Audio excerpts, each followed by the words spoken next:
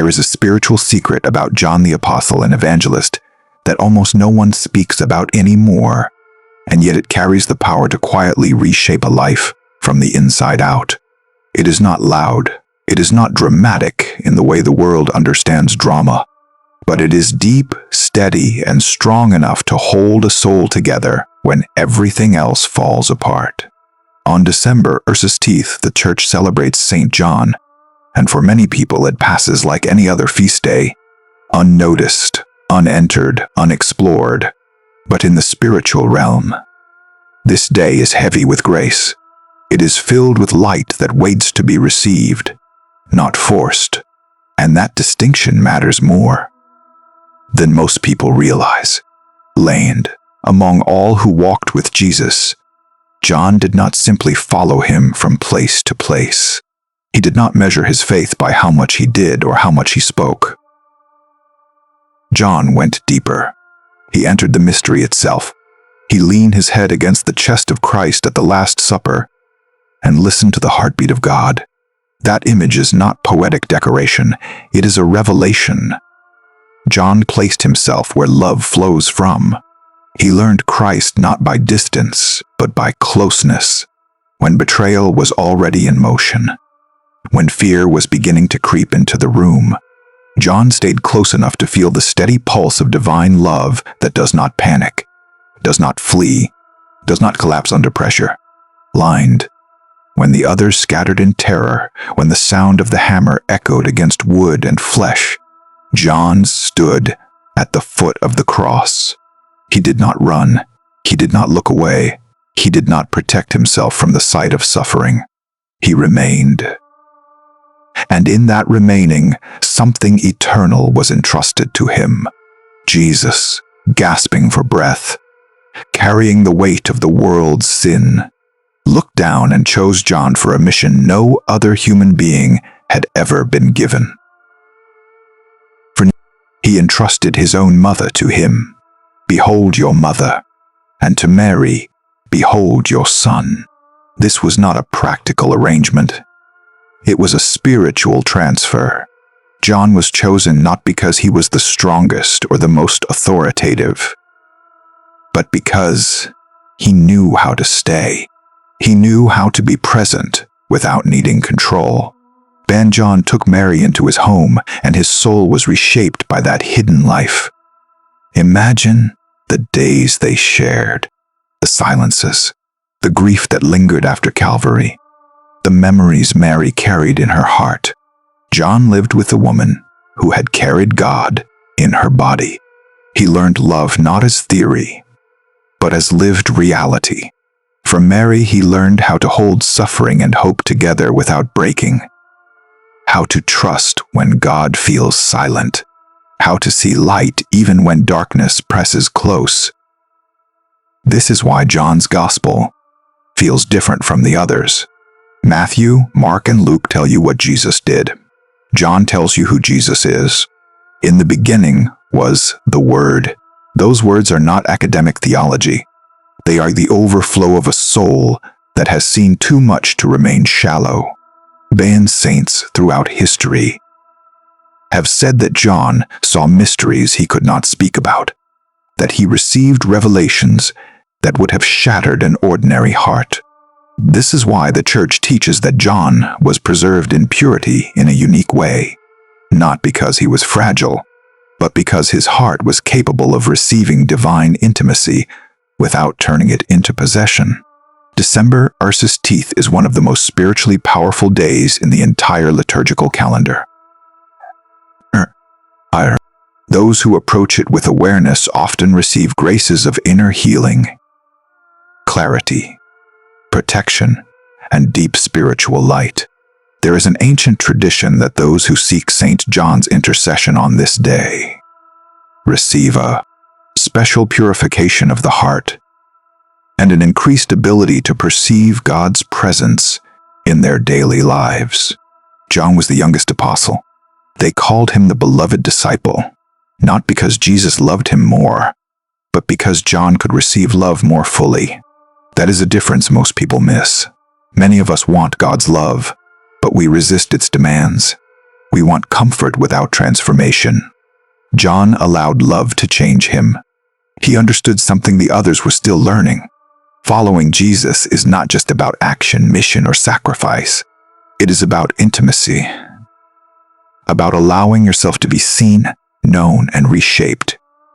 Most people fill their prayers with noise. John understood silence. He understood how to sit in God's presence without demanding answers, and allow that presence to do its work. And that capacity is what kept him at the cross. Fear was present. Pain was overwhelming. But love anchored him, and love entrusted him with Mary. From that moment on, John's life was no longer his own. It belonged to a mystery larger than suffering, larger than death itself. That is why his writings speak so often of light. The light shines in the darkness, and the darkness has not overcome it. Not, will not, has not. John speaks from experience. He watched darkness try its hardest. He saw injustice, betrayal, violence, and death gather around the innocent Son of God. And then he saw the tomb empty. He saw light break through stone and despair. He knew beyond doubt that darkness never gets the final word. This is the grace John carries now as an intercessor. He does not simply comfort, he illuminates. There was a woman in her mid-50s, a nurse working night shifts, divorced, raising 2 teenagers alone. She had been going to Mass out of routine, not expectation. Her heart felt numb, hardened by exhaustion and disappointment. Someone gave her a medal of St. John and told her about his closeness to Jesus. She began to ask him, quietly, simply, to teach her how to receive love again. 3 weeks later, during Eucharistic adoration, something inside her broke open. She described it as ice melting from the inside. Prayer stopped being obligation and became encounter. She felt seen by God for the first time in years. That is what John does. He teaches hearts how to open again. There was also a man, a contractor in his early 40s, trapped in unforgiveness for nearly a decade. A wound from his brother had become part of his identity. Nothing moved it, not counseling, not reasoning. On December, Ursa's teeth, at his wife's suggestion, he lit a candle in his garage and asked St. John for light. Not comfort, light. What came was not emotion but clarity. He saw, suddenly and painfully, why he had been holding on to the hurt. And with that understanding came the strength to release it. That is the nature of true light. It does not always soothe. Sometimes it exposes. But exposure leads to freedom. When you ask St. John for light, you are not asking for metaphor or mood. You are asking for spiritual vision, for the ability to see truth where confusion has ruled, for courage to face what you have avoided. John carries this grace because he rested on the heart of Christ, the source of all light. December, Ursa's teeth is an invitation to step into that light, to allow it to search you gently but thoroughly, to let love teach you how to receive, not just how to do. Faith was never meant to remain on the surface. Saints like John and Padre Pio understood this deeply. Padre Pio taught that sincere faith transforms everything because it allows God access to the hidden places of the soul. For those who feel tired of shallow spirituality, who long for something real and lasting, there are paths laid by the saints that still work today. Paths of intimacy, truth, and surrender. John walked one of them, and on this day, he still walks with those who dare to ask for light. This ebook is your next step. The link is pinned in the comments. It is more than a book. It is a doorway into a way of receiving grace that has been quietly offered for centuries, a way that transforms hearts from the inside out. The second spiritual practice I want to share with you is to welcome Mary as John welcomed her. And I want to pause here because this is not symbolic. This is not simply a ritual or a gesture of piety. This is a real, living spiritual doorway, open for 2,000 years, waiting for anyone willing to step through it with faith and intention. John was the first human ever commanded by Jesus himself to receive Mary as mother. Imagine that. Picture the scene. Jesus hangs on the cross. Every breath agony. Every heartbeat a battle against the weight of the world's sin. Time is slipping away. His friends are scattered. The earth trembles beneath him. And yet he takes a moment to care for the two he loves most in this life. He looks at Mary and John and speaks words that echo for eternity. Woman, behold your son. Son, behold your mother. These are not casual words. These are words that carry mission, responsibility, intimacy, and love all at once. Jesus is creating a new family at the very moment the old world seems to be crumbling. John did not hesitate, the scriptures tell us plainly. From that hour, the disciple took her into his home. Not tomorrow, not when it was convenient. That very hour he obeyed. That very hour he allowed himself to step into a sacred trust that would shape the rest of his life. What happened in that home over the years is only partially known to us, but what we do know is enough to understand the depth of transformation that occurred. John's spirituality, his understanding of love, his gentleness, his profound ability to see Christ in every moment and every person, all became inseparable from Mary's presence. She taught him what no one else could. She taught him how to carry sorrow without losing hope, how to love unconditionally, how to recognize Christ not only in the extraordinary moments, but also in the ordinary, hidden, quiet acts of life. She became the lens through which he understood everything Jesus had said and done. And here is the truth. That same grace is available to you today. Mary did not stop being a mother when John died.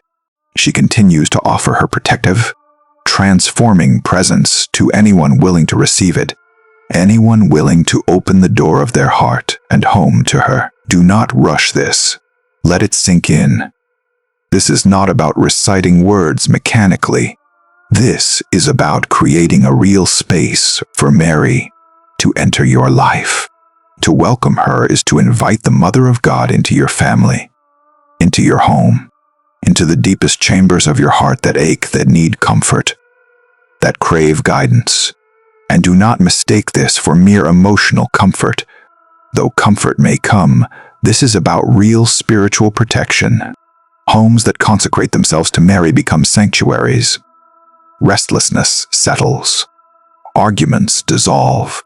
Fear that has lingered for years begins to loosen. John understood this immediately. That is why he took her into his home without hesitation. Wherever Mary is, Christ is close behind. She points always to him, but in doing so, she guards, she guides, she intercedes in ways we often do not notice until we reflect and realize that everything in our lives has subtly shifted. Bond. The third spiritual practice is perhaps the hardest because it asks us to do something we are notoriously bad at, to be vulnerable before God. At the Last Supper, there is a moment that often goes unnoticed. John leaned his head against the chest of Jesus, right there in the middle of the sacred meal, with the shadow of betrayal and suffering looming over them. John rested on the heart of Christ. He let himself be held. This was not weakness. It was the deepest wisdom. John knew what others were still learning. No one who rests in the heart of Jesus remains broken forever. No one who allows themselves to be embraced there remains wounded. Belden. We all carry wounds that we hide even from ourselves. Old hurts, betrayals, losses, and mistakes that linger like shadows in our souls. Perhaps it was something someone said years ago, a cruel comment, or a betrayal in friendship. Perhaps it was a loss that left a void nothing can fill.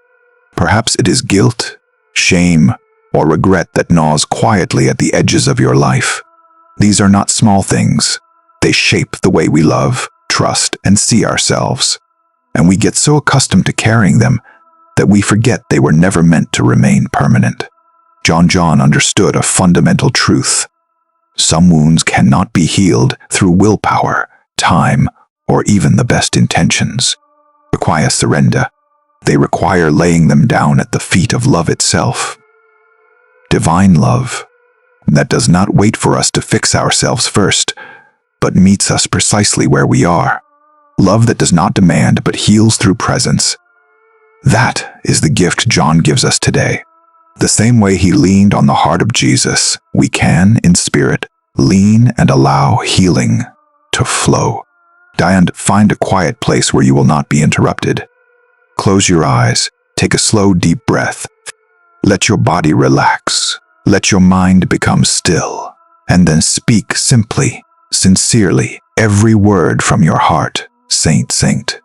John, apostle of love, bring my heart to the heart of Jesus. Heal my hidden wounds. Restore what has been hurt. Give me back the ability to love freely. Simple words, yet filled with extraordinary power. There is no magic here. There is only trust, only the humble admission I cannot do this alone. Plonged. What happens next may be subtle. You may not feel a dramatic rush of emotion. You may not see visions or hear voices. Healing often works quietly, like a river carving its way through stone. Gradually, the weight you have carried begins to lift. Memories sting less sharply. Thoughts of the past no longer grip you with the same intensity. Slowly, grace begins its quiet work, reshaping your heart, renewing your spirit, restoring your capacity to love and trust. Padre Pio described it beautifully. He said that anyone who approaches St. John with sincere faith receives a spark of love from the heart of Christ. Not a fire, not a blinding light, but a spark. Small, gentle, yet sufficient to ignite transformation. Sufficient to remind you that you are not alone, that your wounds can heal, and that divine love is stronger than any hurt you carry. That spark is the beginning. And from that spark, everything can change. John carries with him the living memory of Jesus' love. He knows what it feels like to rest upon that chest, to hear that heartbeat, to be held by the one who created all things. That intimacy, that knowledge, that presence continues to flow through him today. When we approach him, we do not just ask for favors or protection. We ask for the ability to receive love as he received it, as Jesus intended, unbroken and transforming. Bend this December, Ursus Teeth, as we honor St. John, we are invited to step into this mystery, to ask for light in the corners of our hearts that have long been shadowed, to welcome Mary, opening the door of our lives to her gentle, protective presence, to rest in the heart of Christ, allowing the deepest wounds to be touched and restored.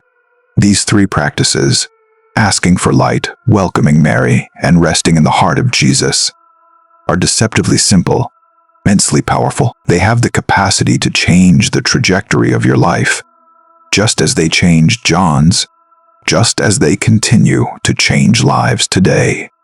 Consider this your invitation to live in the same intimacy with Christ and Mary that St. John experienced.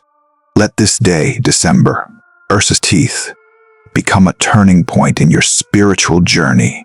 Let it be the day when grace, love, and healing touch the hidden corners of your soul. Let it be the day when the spark becomes a flame, and the flame transforms not just your mind and heart, but the very way you see and experience life. Step into this moment fully, with faith, with courage, and with openness. The same grace that shaped John, that carried him through suffering, that allowed him to see Christ in every situation, is waiting for you now, Tyke. And he wants to lead you there too. That same heart that John rested upon, that same presence that Mary brought into his life, is reaching out even now, waiting for your willingness to receive it. There you have it. 3 spiritual practices, deceptively simple yet carrying the weight of centuries. 3 practices that have shaped the lives of saints, transformed the hearts of ordinary people, and opened doors to grace that many pass by unaware. The first, ask St. John for light. Light that can scatter the darkness you cannot face alone. Light that illuminates what has been hidden in your heart for years, perhaps decades. Light that shows you the truth you have been avoiding, not to shame you, but to set you free. The second, welcome Mary into your heart and home as John welcomed her. Understand, this is not symbolic. This is not a poetic gesture. It is a spiritual doorway that has stood open for 2 millennia. She brings protection, guidance, and a peace that surpasses human understanding. Wherever she walks, grace flows. Where she is, Christ is present, moving gently behind her, offering mercy, love, and transformation. Blonde. The third practice is the most challenging because it requires the deepest courage. Surrender your wounds to the heart of Jesus. Place before him every hurt, every broken dream, every betrayal, every mistake you cannot forgive, every fear you carry like a heavy cloak on your shoulders. Lay them down as John did when he leaned his head against the chest of Christ at the Last Supper, allowing himself to be held. That act, so simple in appearance, carries the power to transform from the inside out. Healing that comes through love is not instantaneous. It may not erupt in dramatic waves. Often it works quietly, slowly, persistently, like water softening stone. But the effect is profound, subtle, and lasting. You do not need theological degrees to do these things. You do not need advanced spiritual training. You do not need to understand every mystery of the faith to participate in these practices. What is required is sincerity. What is required is a willingness to show up, to open your heart, to say with honesty, I cannot do this alone. I need your help. I cannot face this darkness by myself. I am willing to be held, to be healed, to be transformed. That is all John ever did. He showed up, he stayed close, he received, he allowed himself to be loved fully, completely, without hesitation. And because of that, he became one of the greatest saints the Church has ever known, a beacon of light, a model of faith, courage, and intimate love with Christ. December. Versus teeth is rare, it is precious. It carries with it spiritual graces that do not come around again until the next year. People will let it pass unnoticed. They will scroll through their phones, worry about the next day, get lost in the distractions of the world, and completely miss the extraordinary opportunity being offered. Do not be among them. Step into the day fully aware of its power. Take hold of it with faith. Let it penetrate your life. Let it touch the hidden corners of your heart. Padre Pio understood. St. John, in a way few have.